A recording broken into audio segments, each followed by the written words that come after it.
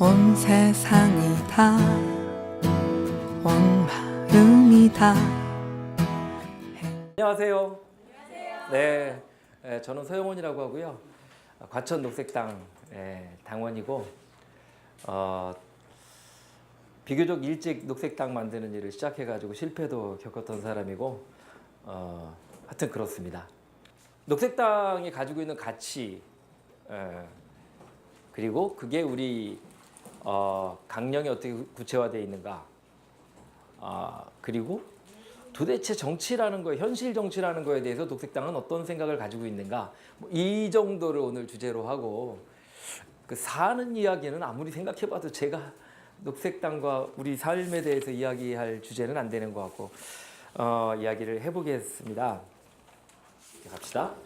오늘 녹색당의 가치 그 다음에 녹색당과 정치에 대한 이야기를 하려고 하는데 이 중에 일부는 별로 정립되어 있지 않은 생각이에요. 제가 뭐 이야기하면서 좀 이야기를 하겠지만 그렇지만 오늘 얘기하려고 하는 제 문제의식은 이런 거예요. 우리가 녹색이라고 하는 가치가 가지고 있는 생각이 얼마나 합리적인가 그리고 그런데 이 합리적인 생각이 현실에서 얼마나 절실한가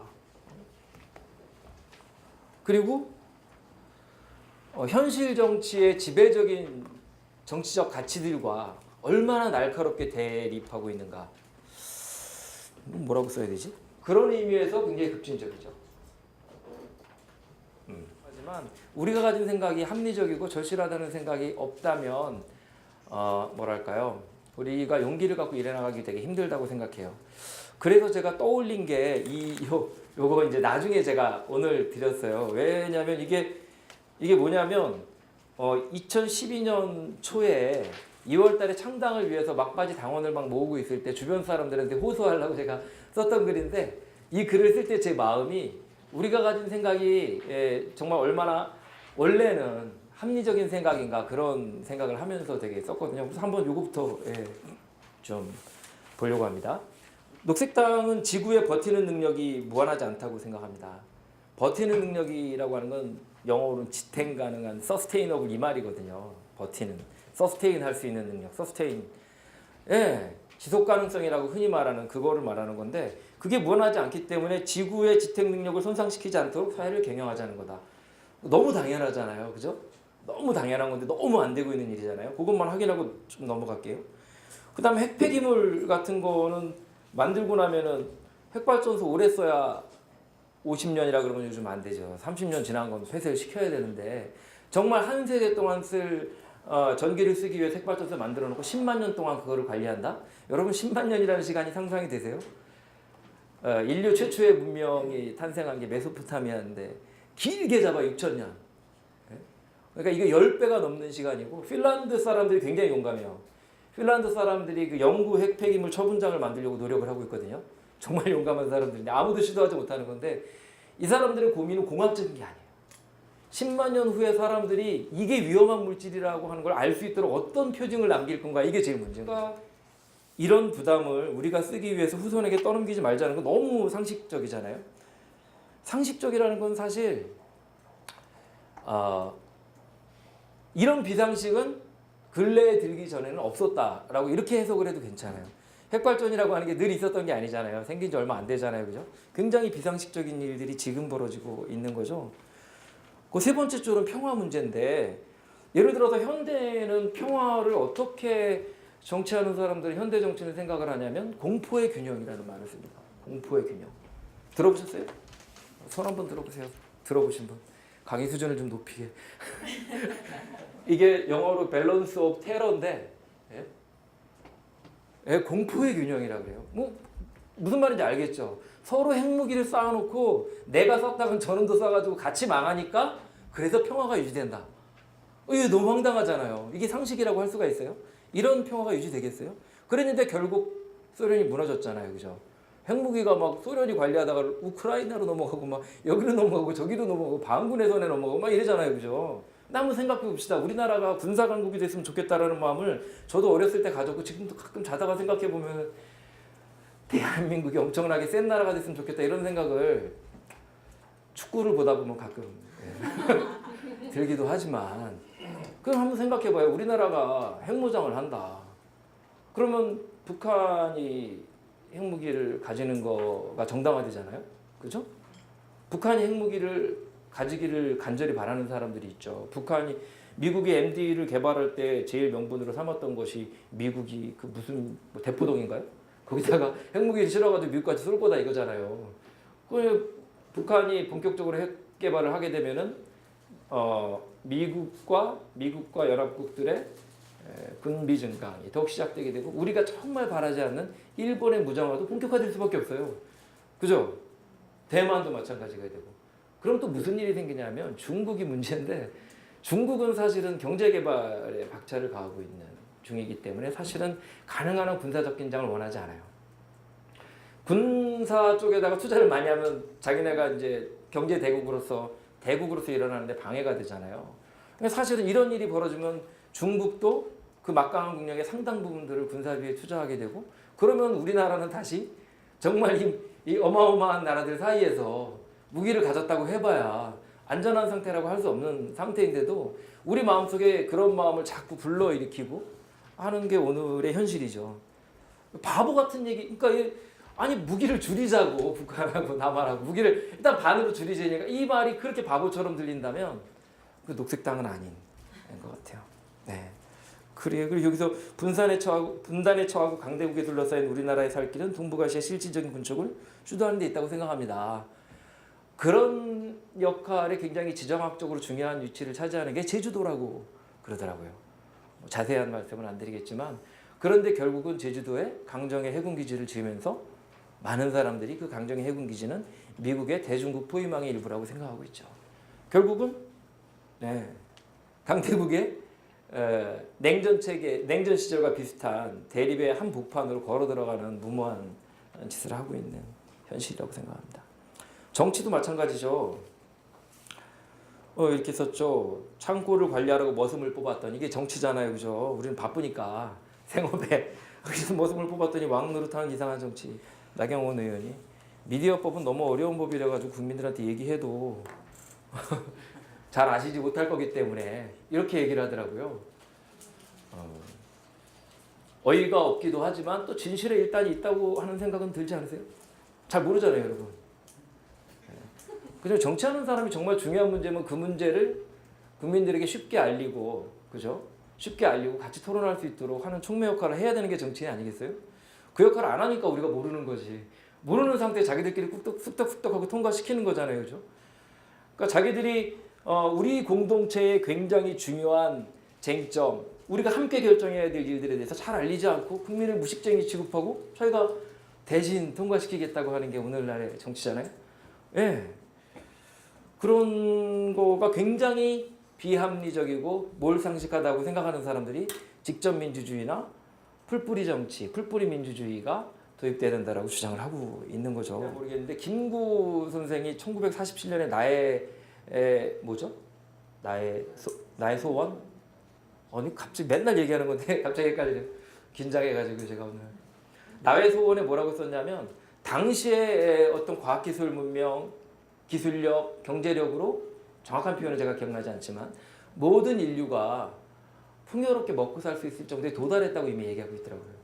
그러니까 서로 싸우지 않고 나눈다면 충분하다 이렇게 얘기를 하고 있어요. 그 이후로 1인당 GDP 물가 상승률 다 감안해도 어마어마하게 상승했거든요. 제가 오늘 그 통계까지는 안 갖고 왔지만 뭐 아마 3배 이상 상승한 걸로 제가 기억하고 있어요. 돈으로만 상승한 게 아니라 식량 생산도 엄청나게 늘었어요. 뭐 예를 들어 살충제 뭐 10배, 자동차 뭐 어마어마하게 늘었는데도 하나도 사람들은 행복해지지 않고 나눔은 일어나지 않고 있는 거죠. 네, 뭐 오늘은 이게 주제가 아니니까. 그런데도 나누기 위한 용기를 내지 않고 계속 성장하지 않으면은 가난한 사람들의 처지를 개선할 수 없다. 이렇게 이야기를 하는 게 오늘의 현실이잖아요. 그러니까 우리가 죽기 전에는 그런 일이 벌어지지 않는다는 거죠. 아무리 성장해도, 그죠? 꺾어야 된다고 생각합니다. 얘기를 하면 이게 되게 중요한 게 녹색당에 갇혀 있다가 사회 정의에 대해서 이야기할 거지만 사회 정의는 어떻게 생각하면은 모든 정당의 가치일 수도 있고 특히 이제 어떤 그 평등을 얘기하는 기존 진보 정당의 가치일 수도 있어요. 그런데 그 평등을 어떻게 실현하는가, 특히 이 생태 위기의 현실에서 평등이란 어떻게 실현될 수 있는가에 대해서 굉장히 다른 생각을 가지고 있어요. 우리는 많은 사람들이 생각하듯이 모든 나라가 경제 성장을 해서 미국과 같은 대량 생산, 대량 소비 사회로 진입해서 평등해지는 그런 사회가 불가능하다는 명확한 인식을 가지고 있어요. 그렇지 않으세요? 예. 그것은 생태계가 허락하지 않고 생태계가 허락하더라도 실제로 그런 일은 탐욕 때문에 이루어지지 않는다. 그렇기 때문에 사실은 이 부분도 녹색당에게 이 사회 정의라고 하는 거, 빈곤한 사람들의 삶을 어떻게 개선할 것인가, 평등이 어떻게 도달할 것인가, 굉장히 중요한 정치적 가치인 거기에도 우리의 생각은 급진적으로 다른 생각들과 분리된다고 생각합니다. 투표권 없는 아이들과 미래 세대도 우리와 똑같이 행복할 권리가 있다는 것입니다. 미래 세대와 어린이 혹은 그들을 대변하는 사람들이 가능한 한 의사결정에 참여해야 된다는 거, 이거는 뒤에서 이따가 조금 설명을 하겠습니다. 되게 중요한 거거든요. 그 다음에 피부색, 취향, 신념, 문화가 다르거나 큰 무리에 속하지 않는다고 해서 소수자라고 해서 차별하는 대신에 다양성이야말로 사회 생태계의 건강과 미래를 보장하는 힘임을 인정하다는 것이다. 이거 뭐 다양성인데 조금 넘어 이따가 다시 설명하겠습니다. 그런데 이런 생각들이 곰곰이 생각하면은 저는 합리적이라고 100번을 생각해도 생각할 수밖에 없고, 이 합리가 실현되지 않는 한 우리에게 미래는 없다라고 생각함에도 불구하고 이런 것을 순진한 꿈이라고 비웃는 사람들이 정치, 우리 사회의 의사결정을 과점하고 있다는 것. 미국 녹색당 사람들이 그걸 듀오폴리라고 표현하더라고요. 양당이 독점하고 있다는 거죠. 모노폴리는 한 당이 독점하는 거지만 뭐 듀오폴리나 모노폴리는 듀오폴리가 더 위험하죠. 우리나라도 마찬가지잖아요, 그죠? 듀엣이 장악하고 있잖아요. 그래서 우리는 매우 급진적인 소수인 것으로 보일 뿐이라고 하는 것을 우리가 명백히 할 필요가 있다, 이렇게 생각합니다. 여러분은 어떻게 생각하세요? 이런 생각들을 급진적인 몽상이 아니라 시민의 상식으로 정치의 기초로 만드는 거가 굉장히 중요하다고 생각합니다. 정치라고 하는 것은 우리 모두의 일을 공개적으로 처리하는 과정이고 그 말의 구조예요. 토론을 통해서 우리의 일을 어떻게 처리할 것인가. 우리 각자의 집, 우리 각자의 경제, 각자의 생활이 있지만 그걸 넘어서 우리 모두의 문제, 우리 공동체의 문제, 우리 공동체의 미래를 어떻게 결정해 나갈 건지를 토론하는 게 정치의 어떤 기본 모습이라고 생각해요. 언제부턴가 실제로 그런지 아닌지 모르겠지만 모든 사람이 참여하는 게 어렵다는 이유로 누군가에게 그걸 대신 맡기게 됐고, 그 사람들에 의해서 정말 이상한 방향으로 가게 됐고, 어떤 사람은 옛날에 고대로부터 잘난 사람들이 정치를 맡아야지 이기주의 같은 데 빠지지 않고 공동체의 미래를 잘 개척한다, 이렇게 뭐 철인 정치 이런 거 있잖아요. 왜 여러분 배웠잖아요. 뭐 플라톤 뭐 이런 사람들이. 그런 일이 일어나지 않고 그 사람들이 특권 계급이 돼가지고 정치를 차지하고 도리어 그 사람들에게 돈을 주는 사람들에게 정치가 복무하는 그런 일들이 역사적으로 벌어지고 있는 거잖아요. 그래서 그 방향을 되돌리자고 하는, 말이 안 된다고 어떤 사람들이 이야기하지만 꼭 필요한 일을 우리가 하고 있습니다. 그때 초록정치연대가 창립하면서 키워드로 정리했던 8개의 녹색 정치의 가치예요. 이게 기억하기 좋게 깔끔하게 돼 있다고 생각해서 요거를 먼저 이야기를 했습니다. 생명 부분에 보면 제가 이렇게 써놨죠. 생명은 어떤 순간에도 목적으로 여겨져야 하며 수단 아닌 도구로 취급되어서는 안 된다. 생명에 대해서도 할 말이 되게 많은데, 생명이 전적으로 이렇게 수단으로 취급되기 시작한 거는 오래된 일은 아니라고 생각해요. 근데 이 생명에 대해서 우리는 생각해 볼 게 되게 많다고 생각합니다. 오늘 뭐 토론하기는 되게 힘들지만 생명을 우리가 얘기할 때는 어떤 개체를 자식처럼 애지중지하는 이런 거랑 조금 다르다고 생각해요. 우리가 많은 사람들이 내가 뭐 성인으로 이렇게 살아가는데 나를 자꾸 돌봐주길 바라진 않잖아요. 성가시게. 예, 내 안에는 어떤 내가 발전할 수 있는 그 디벨롭이라고 그러잖아요. 할 수 있는 내 가능성은 제가 가지고 있는데 좀 잘 생각해 보시자고요. 우리가 생명을 존중한다는 것이 무엇인지에 대해서 한번 당원들이, 우리가 동물보호서부터 환경, 공기, 뭐 요즘 우주 쓰레기까지 다 생명의 문제가 됐잖아요. 우리가 생명을 존중한다는 건 뭔가, 제가 사실 환경단체 출신인데 지금까지도 해결되지 않는 문제예요. 사실은 더 나아가서 과학에서 생명이라는 게 정의를 못하고 있어요. 예, 뭐 자세한 얘기는 안 하고 있겠지만 하여간 그렇지만 중요한 거는 생명이라고 하는 것들이 이렇게 도구로 여겨지고 생명이라는 것들이 이렇게 자유롭게 꼽힐 수 없는 그리고 굉장히 우리랑 뭐 돈이라든지 이런 가치들에 의해서 언제든지 소모될 수 있는 것으로 취급된 적은 별로 없다는 거죠. 네, 이건 넘어갈게요. 평화라는 게 있잖아요. 평화는 보통 우리 평화라고 여기다가 썼지만 그 이제 유럽의 녹색당에서 처음 만들 때는 비폭력이라고 보통 더 많이 철자가 맞는지 모르겠네요. 비폭력이라고 이렇게 많이 쓰는 폭력이 없는 상태. 우리는 평화. 예. 뭐 평화가 굉장히 중요한 가치이고 평화를 이야기할 때 저기 군대를 키워야 평화가 온다. 우리가 이런 사고랑 어떻게 싸울 것인가. 그죠? 예. 그리고 예를 들어서 어떤 한 사람이 가부장적으로 지배하는 사회가 평화로운 사회일 수 있다라고 하는 생각과는 어떻게 우리가 싸울 수 있을 것인가 이런 생각을 해야 된다라는 거 정도 이야기하고 넘어가겠습니다. 현대의 정치는 국민국가라는 게 생기면서 의사결정의 단위가 국가라는 것으로 갇혀버렸어요. 제가 이게 갇혔다고 표현했습니다. 어떤 사람은 이게 확장되고 정립됐다고 생각할 수 있지만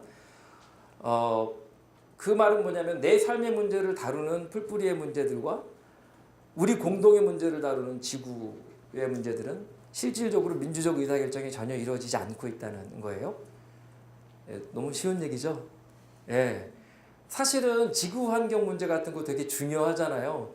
기후변화 협약 같은 거가 기후변화 협약에 대해서 처음 들여다보기 시작하시는 분들이 되게 실망하고 좌절하시는 이유가 이 사람들이 선한 의지를 가지고 기후변화를 막기 위해서 어떻게 진짜 협의하고 토론할 줄 알았더니 가서 온통 다 자국의 이익이 나는 어떻게 하면 빠질까 아니면 나는 이산화탄소 저감 기술 이런 걸 가지고 있으니까 어떻게 내 기술이 유리하게 대접받을까 뭐 이런 걸 가지고 열나 싸우잖아요.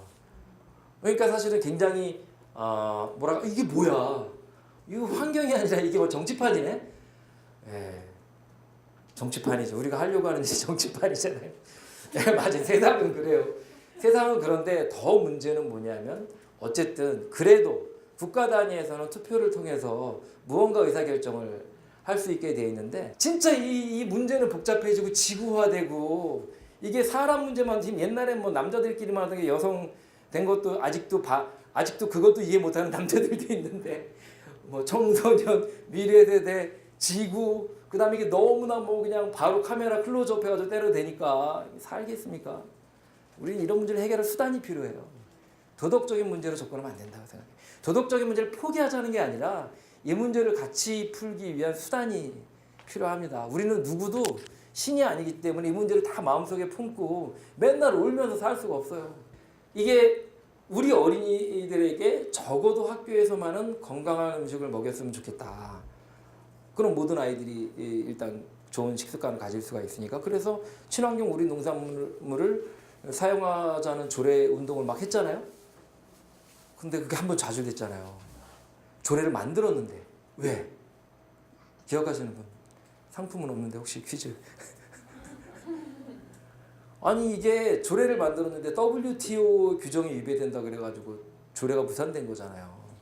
WTO 자유무역, 농산물 자유무역을 저해하는 위법적인 법이라는 거예요. 우리가 필요해서 아니 우리 딸내미 좋은 밥 먹이겠다는데 에? 그러니까 이게 그랬을 때 국가가 어떤 역할을 했느냐. 국가라고 하는 게 나를 지켜주는 게 아니라 WTO의 그 조례를 제소하는 거예요. 정치라는 게 진짜 웃겨진 겁니다. 그러니까 국가라고 하는 게 나를 지켜주기엔 너무 먼 존재이고 우리 공동의 문제를 해결하기엔 너무 작고 미미한 존재가 돼버려서 이게 쓸모없다고 생각하는 사람들도 많이 늘어났어요. 저는 속단을 내리고 싶지는 않아요. 동네가 중요하고 지구가 중요하듯이 국가라는 단위도 역할을 해야겠죠. 동북아시아도 뭔가 있어야 되고 그죠? 예.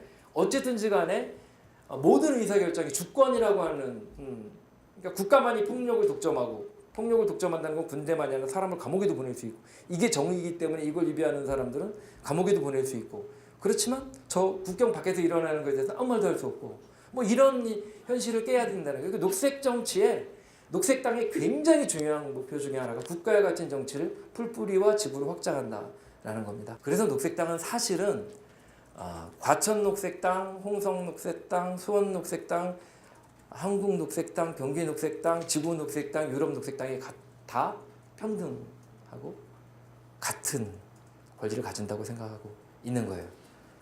호주 녹색당이냐고 물어보면 아니요, 저는 타즈메니아 녹색당인데요. 왜냐하면 타즈메니아 녹색당이 호주 녹색당보다 먼저 생겼거든요. 성평등에 대해서는 그 말만 하고 싶어요. 우리 녹색당원들은 그 정치를 바꾸고 싶어하는 사람들은 성평등의 문제에 대해서 냉소하지 않는 사람이 됐으면 좋겠습니다. 우리가 생각하는 것보다 성평등의 과제는 아직도 정말 가야 될 길이 너무너무 멀고 뭐 이런 거 아니야? 이럴 수 없는 문제예요. 예. 녹색당의 4대 가치 한번 읽어볼까요? 생태적 지혜부터 시작. 생태적 지혜, 사회 정의, 풀뿌리 민주주의, 이폭력. 네. 그 외에도 주 2번에 보면 지구 녹색당 헌장이라는 게 있어요.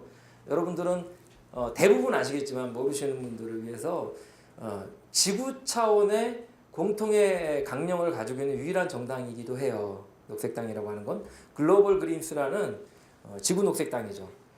있고 여기 헌장, 강령이 있어요. 한번 읽어보시면 좋을 것 같다는 생각을 하지만 저도 뭐 꼼꼼히는 안 읽어봤습니다. 그런데 마지막 문장을 우리 당 사람들이 되게 좋아해서요. 이렇게 싹 인용할 때가 있어요. 한번 요거는 제가 읽어볼게요. 우리는 우정과 낙관, 해악으로 서로를 개인적으로 정치적으로 뒷받침할 것이며 이 길을 우리 스스로 즐길 것이다. 오늘 그 저한테 준 주제 중에 마지막에 뭐죠? 3? 녹색당과 나?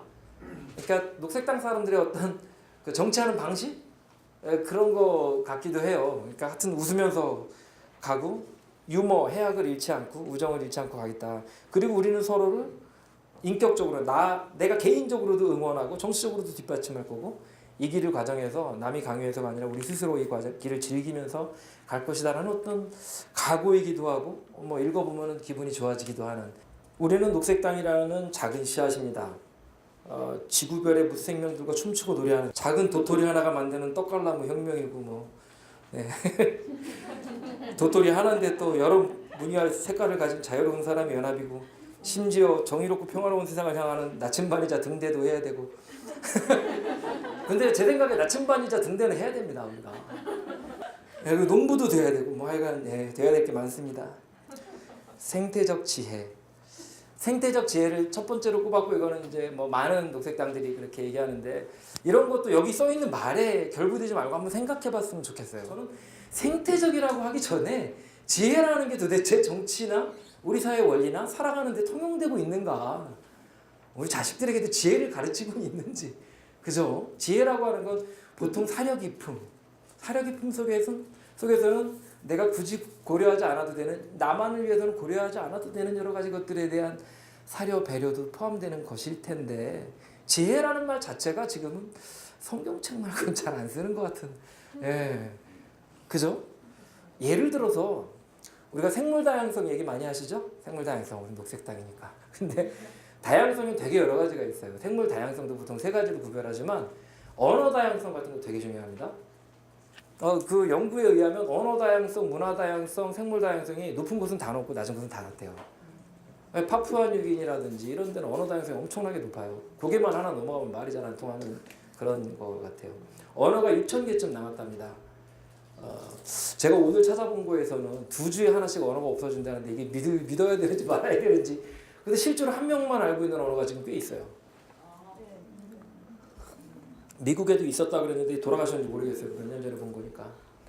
그런데 이 언어가 사라진다는 건 뭐냐면 예를 들어서 어느 인종의 언어가 하나 사라진다는 건 이 사람들이 수천 년 동안 그 말을 가지고 발전시켜온 지혜가 사라진다는 거예요. 거기는 생태적 지혜도 담겨 있는 거예요. 예를 들어서 어느 부족의 말에는 그 지역에서만 살고 있는 새를 가리키고 그 새의 생태를 지칭하는 말들이 있어요. 그 말이 사라진다고 하는 건 거기에 담겨있는 지식이 다 사라진다는 걸 의미해요. 지혜라는 거에 대해서 한번 깊게 생각해 볼 필요가 있다 이런 생각이 들어서 사회 정의는 그냥 사회 정의에 대해서는 우리가 생각할 게 많다.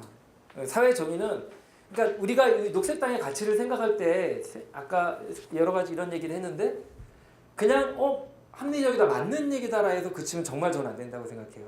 왜 이 가치들이 절실하고 또 날카롭게 현실의 다른 가치들과 대립되는가. 대립이란 말은 좀 뭐하지만 맞선다. 그럼 똑같은데? 하여튼 이게 왜 이게 그렇게 우리가 다른 데 안 가고 여기 있게 만드는가. 당이라 그러면 고개를 획 돌리던 사람들이 여기 오게 만든 이 가치들은 왜 이렇게 절실하고 똑같은 말인 것 같은데 다른가에 대해서 생각하지 않으면 안 된다고 생각하거든요. 그렇다고 생각해요. 느낌이 아니라 뭐 이렇게 오른쪽이 어디야? 보수, 진보. 뭐 우리는 어디 있습니까? 여기 있어요? 뭐 예를 들어서 여기 있다고 싶다. 그럼 뭐 여러분들은 우리는 뭐 보수하고 진보로 딱히 얘기하는 거는 좋지는 않은데 그래도 굳이 분류하자면 진보에 가깝고 그러니까 진보 정당인 것 같기도 하고 하여튼 그래 뭐 이렇게 생각하는 게 대체로 그런 것 같아요. 어떻게 생각하세요? 이거는 굉장히 치열한 당내의 논쟁이 녹색당 하는 사람들 사이에 많이 입장이 다르고 토론할 수 있는 논쟁이라고 생각해요. 그냥 여기부터는 제 생각이라고 생각을 들으세요? 저는 우리가 진짜 여기쯤에 있다고 생각해요. 아니 요 거리 비율은 따지지 마세요. 하여튼 절반으로 봤을 때 여기 어쩌면 여기 있을지도 몰라요. 예. 그런데 한번 이걸 이렇게 선으로 보지 말고 이렇게 한번 뒤집으면 이렇게 된다고 한번 생각해 보세요. 우리는 사실 여기 있는 건지도 몰라요. 시간이라고 하는 축을 놓고 한번 생각해 보면 이걸 이렇게 뒤집어 놓고 보면은 이 일직선에서 지금도 아직 정치적 분류는 다 그렇게 돼 있어요. 이건 우리만 그런 게 아니라 국제적으로 얘는 몇 퍼센트 어느 쪽으로 쏠려 있냐 이렇게 정당을 분류하거든요. 녹색당 사람들은 그걸 깨고 나는 거예요. 그걸 깨고 나는데도 많은 사람들은 우리를 하여간 그래서 네가 말은 복잡하고 좋은데 여기서 어디냐고 이렇게. 그러니까 이 프레임 논쟁이잖아요. 그죠? 끊임없이 그 얘기를 해요. 그래서 거기다 질리다 보면 별로 할 말이 없으니까 그래 하여튼 요즘 맞아. 그러면 자꾸 이제 우리 얘기는 못하고 계속 이렇게 딸려다니는 거예요. 저는 그건 되게 곤란하다고 생각해요. 우리는 그래프에 축을 하나 더 그리는 사람들이라고 생각합니다. 그걸 시간이라고 생각해도 좋고 뭐라고 생각해도 좋아요.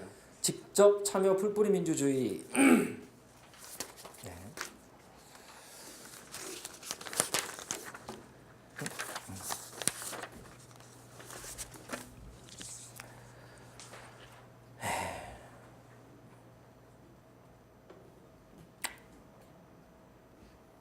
우리 당에도 이 문제에 관한 긴장감이 일기 시작했어요. 불가피한 것이 아니면 위임하지 않는다. 이게 이제 풀뿌리 민주주의의 정신인 거죠. 그게 맞죠, 그죠? 우리가 바쁘니까 위임한 거지. 시간이 있을 때도 자기네들이 대신하겠다고 그러면 웃기잖아요, 머슴들이, 그죠? 내가 하겠다는데. 그러니까 그거는 아닌 거고 풀뿌리 민주주의 하여튼 그게 굉장히 중요하다. 그 두 가지 사이에 긴장이 있는 거죠. 그건 왜냐하면 우리 당 내부의 원리에서도 이게 충돌할 수 있기 때문에 그래요, 그죠? 우리가 빨리 선거에서 이겨서 뭘 하고 싶은 것도 있고, 그리고 그렇지만 그 과정이 우리 스스로 내부에서 그냥 우리가 투표를 해서 51%를 넘겼으니까 된 게 아니라 그 과정에서 당원들이 보여주는 역동성, 참여, 정말 나의 목소리가 반영되고 있는지 이런 것들 항상 평가하고 싶어 하잖아요. 이것 사이에 긴장감이 계속 있을 것 같아요. 그러니까 이게 풀뿌리 민주주의, 그러니까 풀뿌리 자치 역량과 녹색 정치를 할 수 있는 주민의 힘과 또 그 힘이 받아들여질 수 있는 풀뿌리 정치의 어떤 기제들, 시스템들. 그러니까 예를 들어 주민참여 예산 같은 게 있어야 될 거 아니에요. 주민참여 예산을 누가 참여해야겠어요? 좋은 주민들만 참여. 예를 들어서 당장 유권자가 아니지만 중고등학교 학생들에 대해서 굉장히 강력하고 효과적인 환경 교육을 할 필요가 있다고 생각해요. 자치단체에서. 그래서 이 사람들이 환경 문제에 대해서 바른 인식을 가지고 성장하지 않는다면 내가 자치단체장 하는 동안에 무슨 정책을 했다라고 하는 건 잠깐 됐다가 다음에 꼬꾸라지는 그런 일에 불과할 수밖에 없거든요. 그렇지 않으면 우리는 결국 성공하지 않을 거다. 어떤 정책도 어떤 성과도 어떤 정치적 성과도 권력을 통해서 얻는 어떤 정치적 성과도 풀뿌리 힘이 뒷받침되지 않으면 결국 변화로 연결되지는 않는다라고 생각합니다. 지속 가능성의 정의가 뭐죠? 뭐 되게 무식하게 얘기하면 망하지 않는다는 말은 sustain, 서스테이너블이라고 그러잖아요. 서스테인이라는 거는 예를 들어 널빤지가 이렇게 있고 양쪽에서 이렇게 버티고 있는데 짐을 너무 많이 하나하나 쌓다 보니까 어느 일정한 시간이 되면 이게 무너지잖아요. 휘어지다가. 그게 서스테인하지 못하게 되는 거죠. 그러니까 뭘 하든지 간에 그게 무너지지 않을 정도로 해야 서스테인한 거예요. 그래서 지속 가능하다는 말은 번역이 잘못됐다고 생각해서 옛날에는 지탱 가능하다 이렇게 해야 된다고 많은 사람이 주장했는데 우리가 뭔가를 누리는 과정에서 미래 세대의 복지 기반을 훼손해서는 안 된다는 거예요. 그죠? 그죠? 해봐야 돼요. 근데 오늘날의 정책 결정 과정을 보면 말입니다. 이렇게 돼 있어요. 뭐 설명을 길게 할 시간은 없지만 정책 결정하는 사람들이 댐을 짓는데 50년 가구 무너뜨리거나 다시 짓다시피 재건설을 해야 될 댐을 짓는데 이게 경제적으로 타당하냐 아니냐 계산을 할 때 이자율, 할인율 뭐 대충 다 아시죠 무슨 얘기인지. 그러니까 뭐 보통 이게 강의 주제일 때 제가 계산을 미리 해가지고 이제 30년 50년 지나면 이게 똥값이 되는 거예요. 그러니까 오늘날에 100만 원이 오늘날에 내가 100만 원을 쓰고 후대한테 200만 원어치 폐기물과 독성물질을 넘겨준다고 하더라도 그 200만 원의 위험성이 마이너스 가치잖아요. 마이너스 위험성이. 이게 오늘날에는 10원밖에 안 되는 위험성으로 그러니까 10원밖에 안 되는 마이너스로 계산이 된다고 멀쩡하게 비용 편입 분석 이런 거 정책 결정에서 다 그거 해가지고 하는 거거든요. 모든 개발 사업들이 그걸 가지고 하는 거예요. 새만금부터 뭐 전부 다 그거 가지고 하는 겁니다. 그러니까 50년 후에 일어날 일은 돈이 아닌 거예요, 이게. 그러니까 이렇게 체계적으로 미래의 가치는 폄훼되어 있는 거죠. 아무리 생각해도 이해할 수 없는 그 핵폐기물이라고 하는 어마어마한 그거를 멀쩡하게 계산을 해가지고 여러분 대체로 그런 계산 잘 못하시잖아요. 그러니까 이게 어떻게 되는지 모르겠는데 이 사람들이 해가지고 경제적으로 0.01% 이익입니다 이렇게 해서 나오면 이게 추진이 된다는 거죠. 거기에 사기까지 동원을 해가지고 그걸 무조건 플러스에 맞춰가지고 그러니까 우리는 도덕적인 이야기를 가지고 도대체 후손을 위해서 이런 일을 해서는 되겠습니까? 사람들이랑 이야기하면서 또 한편으로는 정치를 통해 가지고 그 정치라는 의사결정 과정을 왜곡시키고 있는 이른바 사이비 과학적인 의사결정에 대해서 정말 싸울 수 있어야 된다고 생각해요. 지속 가능성에는 그러니까 우리가 아무리 설교를 해도 지속 가능한 세상이 오지가 않아요. 정말로. 이 의사결정 시스템을 깨버리지 않으면 제도화되어 있습니다. 유럽은 조금 달라요. 유럽은 그런 비용 편입도 잘 안 해요. 토론해서 결정해요. 아유. 네, 다양성 옹호라고 썼잖아요. 여러분 다양성 소수자 문제에 대해서 한번 생각해 봅시다. 소수자 문제에 대해서 소수자 보호? 뭐 예를 들어 장애인 보호? 저는 그런 말 별로 안 좋아해요. 여러분 대체로 그럴 것 같아요. 사람에게는 생각보다 생명이라고 하는 건 생각보다 진짜 대단한 힘이 있어요. 아니 우리는 그렇게 생각하지 않는 것 같아도 우리 마음속에 선입관이 있는 게 그 우리 현실 때문에 그런 건데 1급 장애인이다 그러면 뭘 못할 거고 되게 1급 장애인 정도 되면 그래도 보호해야지 이렇게 생각하는데 그렇지 않아요. 직업 가지고 일하는 사람도 많습니다. 시스템이 되어 있으면 훨씬 더 자유롭게 활동하고 할 수 있어요. 근데 우리가 그 불쌍하게 여기 보호해야 된다고 생각하는 건 녹색당의 가치랑 굉장히 다르다고 생각해요. 되게 가부장적인 거죠. 누가 누구를 감히 보호해. 그러니까 내가 보호해 주는 게 아니라 사회가 그 사람의 생명력을 발현할 수 있게 자유롭게 뒷받침해주고 그 사람 나랑 대등하게 친구 먹으면 되는 겁니다. 친구 되는 거예요. 친구. 아무리 어려워도 거기서 또 행복하게 삽니다. 예, 행복한 순간들이 있어요. 아이고 이 땅에서 불행하게 사는 사람이 얼마나 많은데요. 예, 일단은요 정말 불행하다고 본인이 얘기하기 전에는 불쌍하게 생각하면 안 되는 거예요. 예. 그래서 제가 아는 어떤 굉장히 알게 된 되게 존경스러운 청년 한 분이 자기는 다큐멘터리를 찍어가지고 그 사람들이 얼마나 아름답게 살고 있는지를 보여주고 이 아름다움이 되게 취약해져 있잖아요. 아까 사라지는 언어처럼 단지 소수라는 이유 때문에 이 사람들이 사라지게 생긴 거거든요. 이 사람들의 생활 방식이. 이렇게 아름다우니까 우리가 지키자, 연대하자 이렇게 접근하고 싶다는 거예요. 너무 근사하지 않아요? 이 얘기는 뭐냐면 소수자라든지 어떤 것은 그냥 약한 사람이니까 도와주고 돌봐줘야 되는 사람이 아니라 이 사회가 건강하고 튼튼하기 위해서 필수불가결하고 우리의 강점이 굉장히 중요한 우리의 자산이고 그런 걸 떠나서 우리 친구라는 거지만 그렇다는 거예요. 이거 그러니까 다양성이라고 하는 것은 다양성 옹호라고 우리가 굳이 쓴 것은 다양성을 보호할 수도 있고 다양성을 존중할 수도 있지만 저는 존중도 좀 그래요. 우리가 뭐 서로 친한 사이 이렇게 뭐 대단하게 이런 건 아니잖아요. 그죠? 친구 먹는 거지. 예, 다만 이것이 정말 나의 중요한 친구인데 단지 소수라는 이유로 권력이 없다는 이유로 혹은 성장하지 않고 있다는 이유로 약해지고 있다는 이유로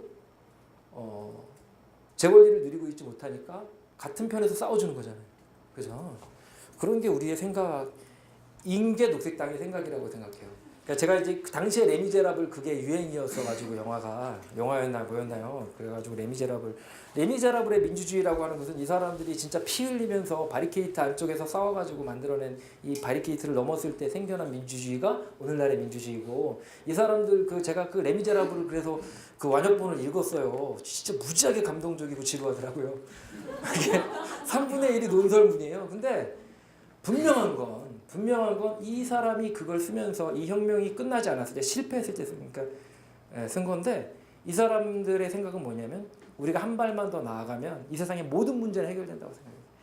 간단하게 얘기하면 모든 사람들이 평등하게 교육의 기회를 갖고 배우고 계몽되고 한다면 인간 누구에게나 이성이 있기 때문에 이 사람들은 합리적 의사결정의 주체가 돼서 이 사람들에게 표를 준다면 이 사람들에게 모두 동등한 의사결정의 권리를 준다면 지금까지 우리가 겪고 있는 이 비참한 문제도 다 해결될 수 있다. 이게 이 사람의 확신이었어요.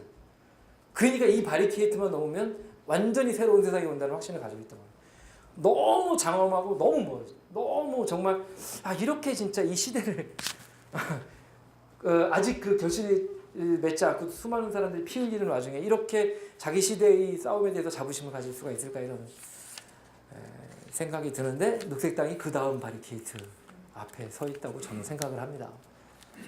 그거를 앞으로 생각해 보시자고요. 오늘 그 얘기를 제가 길게 하고 여러분들이랑 토론할 시간이 많지 않기 때문에 그 바리케이트를 넘어서서 1인 1표의 합리적인 민주주의가 되면 많은 문제가 해결될 거라고 생각하고 우리도 그런 전제로 정치, 경제, 사회 수업을 받고 이렇게 해서 이제 의석이 쫙 있으면 너는 왼쪽부터 오른쪽까지 쫙 이렇게 해가지고 이렇게 분류한 거잖아요. 될 줄 알았는데 너무 국가에 갇혔다는 얘기 아까 했죠. 그래서 풀뿌리와 즙을 확장해야 된다. 모든 사람이 민주주의인 줄 알았는데 알고 보니까 국가에서만 결정할 수 있고 아무것도 결정할 수가 없는 거예요. 실제로 결정할 수 없는 게 훨씬 더 많아진 거예요. 대의민주주의라 그러니까 내가 바쁘니까 대의민주주의를 하자 그러는데 실제로는 이게 되게 사소한 데서도 나타나는 거예요. 예를 들어서 옛날에 그거잖아요. 노동자 정당, 자본가 정당, 뭐였죠? 지주 정당 이런 게 있었다고 칩시다. 그 유럽에서 정당이 생길 때 대체로 그런 거잖아요. 그러면은 적어도 나는 농민이면은 농민 정당이 내 말을 들어야 되잖아요. 그죠? 그럼 싸울 수밖에 없잖아요. 막 싸우잖아요. 싸우면 싫다고 자꾸들 그러시는데 싸울 땐 일을 하는 겁니다. 이게 정당들이. 그래서 민주주의라고 하는 게 생태적인 입장에서 보면은 민주주의라고 하는 건 우리의 관념 속에는 모든 사람이 의사결정에 참여한다 이거잖아요. 모든 사람이. 그죠? 그러니까 문제가 없는 거예요. 기본적으로 문제가 없는 거다. 이렇게 생각이 되게 쉽잖아요. 근대 민주주의는 모든 사람이 의사결정에 참여하는 거니까 굉장히 문제가 없는 거다 이렇게 생각하는데 일단 모든 사람이니까 사람만 참여하잖아요. 그죠? 네. 지금 살고 있는 사람만 참여하잖아요. 현 세대. 그죠? 우리나라 사람만 참여하잖아요. 이게 근대 민주주의의 본 현실인 거예요. 명백하게. 그러니까 여기서 어떤 문제들이 발생하는지는 아까 중간중간 얘기했기 때문에 그럼 우리는 어떻게 해야 됩니까? 이거는 이제 제 얘기가 아니라 훌륭하신 분들이 정리해 놓으신 지구시민 민주주의 미래 세대라고 쓸까요? 내지는 미래 내지는 지탱 가능성 이렇게 상징적으로 미래 세대라고 써도 될 것 같아요. 그 다음에 여기는 무생명이라고 제가 그냥 썼어요. 이런 걸 생태민주주의라고 얘기할 수 있다고 생각합니다. 이거는 우리 머릿속에는 도덕책이 아니죠. 이걸 하지 않으면 지탱 가능성은 망가지게 되고 핵무기 결국 이렇게 하다 보면 버튼을 눌러가지고 이게 망하는 거예요. 이게 안 되면 그잖아요. 그 토론이라고 하는 게 정치라고 하는 게 국경을 넘어서 확장되지 않으면 그렇게 되는 거잖아요. 권력에는 두 가지 면이 있어서 그런 것 같아요. 저도 이 생각이 지금 좀 발전되고 있는 거예요. 아렌트 이런 사람도 되게 어려운데 읽어보거나 들어볼 필요가 있어요. 이 사람은 권력, 그러니까 폴리티컬 파워라고 하는 게 사람들이 공감하는 사람들이 위임에 줬기 때문에 동의하기 때문에 행견한다고 생각해요. 지지를 얻기 때문에 제가 쉽게 표현하는 거예요. 어려운 말은 좀 다 잊어버렸고 그냥 하여튼 쉽게만 그러니까 사람들이 더 이상 지지하지 않게 되면 권력은 사라진다 이렇게 보는 거예요. 그러니까 권력이 생기는 과정은 이 사람들이 그 일에 공감하고 그 일에 공감하거나 그 사람을 지지하거나 그 일이 필요하다고 생각해서 사실은 그 공동체를 위해서 뭔가를 내주었을 때 권력이라는 게 생긴다고 생각하는 거예요. 권력이라는 것은 그래서 이 사람은 폭력, 강제력 이런 거랑 권력을 나눠요. 그러니까 폭군이 가지고 있는 힘, 군사적인 힘, 그다음 누구 때리는 힘 이런 거랑 다르다. 권력은 정치 권력이니까 정치 권력은 결국은 사람이 없이는 공동체 구성원들이 없이는 형성되지 않는다. 이런 형성의 과정에서 권력을 보면 굉장히 괜찮은 그런데 형성되는 어떻게 쓰느냐 권력은 휘두른다 이런 것만 생각하니까 이게 되게 어려운 것 같아요. 그러니까 우리는 그 문제를 잘 생각해야 될 것 같아요. 근데 냉정하게 생각해 보면 결국은 정치라고 하는 것이 권력을 다루는 일이라고 하는 것을 피할 수가 없어요. 그러니까 저도 되게 어려운 것 중에 하나가 너도 권력을 갖겠다는 거냐? 네, 갖겠다는 겁니다. 이렇게 대답하기 쉽지가 않아요. 사람들이 너도 똑같네. 그렇지만 분명한 것은 우리는 권력을 다루는 일이고 그걸 피하고자 한다면 권력을 다루기 위해서 우리에게는 어떤 권력이 필요한가? 그것은 어떤 사람들이 모아주는 게 아니라 사람들이 모아서 나한테 주는 게 아니라 우리가 모으는 어떤 힘, 정치적인 힘이 필요한 그게 꼭 권력이거든요. 그게 무언가 이런 생각을 해봐야 된다고 생각합니다. 권력 의지라고 하는 건 개인의 것도 아니다. 적어도 현대에서는 누구나 전제군주가 되려고 그런 게 아니잖아요. 왕이 되려고 그런 게 아니라면서는 개인이 입신하겠다는 권력 의지라는 거는 어느 도단이 있는 거예요. 그러니까 사실은 그러니까 오늘날 우리가 많은 사람들이 새누리당은 어떻고 민주당은 어떻고 권력 의지에 대해서 얘기할 때 그 권력 의지는 권력 의지가 아니라 개인들이 갖고 있는 잘 나가겠다라고 하는 의지의 집합 같은 거예요. 저는 녹색당은 정당이고 본격적인 권력 의지를 가지고 있고 가져야 된다고 생각합니다. 이렇게 표현할 수 있을 것 같아요. 적어도 권력이 작동하는 방식을 바꾸겠다는 의지를 가지고 있는 정당이라고 생각해요. 여러분 그렇지 않으세요? 우리가 왜 여기인지 한번 생각해 보면 지금 이 의사결정의 구조, 그게 정치든 동네든 뭐 가부장적인 어떤 마을이든 공동체든 집이든 이 의사결정 구조에 살기 되게 힘든 거거든요. 지금 이 의사결정 구조에서 그러니까 이 권력이 작동하는 방식, 의사결정이 되어가는 방식 속에서 내가 불화하고 있기 때문에 사실은 녹색당이 있다고 생각을 합니다. 그 사람들이 가지는 이 권력이 작동되는 방식을 바꾸겠다라고 하는 근본적인 권력의 의지가 내가 한번 뭘 해보겠다라고 하는 입신 의지의 집합보다 작을 것인지 아닐 것인지 이걸 한번 생각해 봐야 된다고 생각해요. 그럼 우리 각자는 그다지 악착같지 않은데 우리가 각자 가지고 있는 이 시대와의 불화, 지금 이 권력이 돌아가는 방식과의 불화를 어떻게 녹색당의 권력 의지이자 정치적 힘으로 만들어서 세상을 바꿀 것인가? 그래서 조금이라도 내가 덜 불행하게, 덜 깝깝하게, 그래서 조금 바뀌고 있는 것 같으면 낫잖아요, 그죠? 녹색당이 좀 잘 싸워주고 있으면 좀 위안이 되잖아요, 그죠? 그럴 수 있을 것인지 한번 생각해 볼 필요가 있다고 생각을 합니다. 우리는 분명히 권력을 다루는 사람들이고 지금 있는 권력을 그대로 가지려고 하는 게 아니라 권력이 작동되는 방식 그리고 그 권력이 해치고 있는 많은 가치들과 우리 삶의 기반을 바꾸려고 하는 사람들이라는 걸 분명히 하면서 내가 그 권력을 잡아서 좋은 일을 해주겠다는 그런 함정에 빠지지 않는 그런 방법이 뭐가 있을까 고민하면서 당원 생활을 합시다. 하여튼 네 고맙습니다. 네.